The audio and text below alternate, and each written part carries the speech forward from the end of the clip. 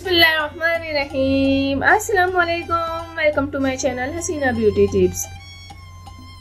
हाय friends, कैसे हैं सब? उम्मीद करती हूँ आप बिल्कुल ठीक ठाक खैरियत के साथ होंगे। तो फ्रेंड्स, आज मैं आपके लिए बहुत ही अच्छे से ब्राइडल सूट लेकर आई हूँ। मेरी चैनल पर आपको हेल्थ टिप, ब्यूटी टिप्स के अलावा फैशन के बारे में भी कुछ नजर आएगा। तो आज जो मैं लेकर आई हूँ फैशन से रिलेटेड वीडियो है, ब्राइडल सूट है। एंड तक वीडियो देखते रहिए और मेरे चैनल को सब्सक्राइब करना, लाइक करना, शेयर करना हरगिज ना भूलें। अगर मेरी वीडियो पसंद आती है तो इसको लाइक भी करें और मुझे कमेंट्स में भी लिखा करें ताकि मेरी हौसला अफजाई और मैं आपके लिए बहुत ही अच्छी सी वीडियोस बना सकूं।